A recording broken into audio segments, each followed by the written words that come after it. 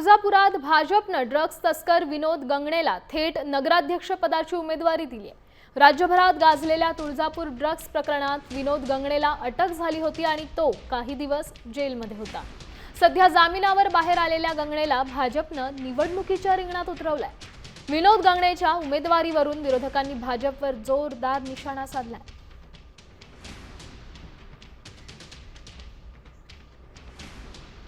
तर ड्रग्ज प्रकरणातील आरोपीला उमेदवारी ही कोणती संस्कृती, असा सवाल ठाकरे सेनेचे नेते अंबादास दानवेंनी भाजपला विचारला। तर कोर्टात आरोप सिद्ध झालेले नाहीत असं महसूल मंत्री चंद्रशेखर बावनकुळेंनी म्हटलं। जो ड्रग्ज मधला आरोपी ड्रग्ज मधला तो यांचा नगराध्यक्षाचा उमेदवार होतो।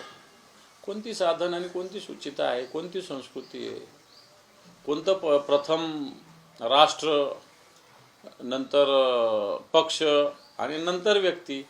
आता फक्त पक्ष आणि व्यक्ती, राष्ट्राचं काही झालं तरी चालेल अशा पद्धतीनं भारतीय जनता पार्टीचं पूर्णपणे वर्तन देशभरात झालेलं आहे आणि आपल्या इथे महाराष्ट्रात झालं तर त्याच्यात फार काही वावगं आपण वाटू देऊ नये असं मला तरी वाटतं। कुणावर आरोप असेल त्याला देऊ नका, पण प्रश्न असा आहे की जोपर्यंत कोर्टामध्ये आरोप सिद्ध होत नाही, जोपर्यंत कोर्ट कुठल्या बाबीला सजा देत नाही किंवा त्याला दोषी ठरवत नाही, तोपर्यंत एखादा गुन्हा दाखल झाला, काही झालं, त्याला आपण साधारण सर्व पक्षात लोक काम करतात, सर्वच पक्षामध्ये असे गुन्हा दाखल झालेले लोक आहेत। पण शेवटी कोर्टाने शिक्षा दिली, कोर्टाने दोषी ठरवल्यावर मात्र आपण कुठलाही असा निर्णय करत नाही। या केसमध्ये कुठलाही दोषी कोर्टाने ठरवलं नाहीये, गुन्हे दाखल झाले आणि त्या गुन्ह्याची जमानत झाली आहे।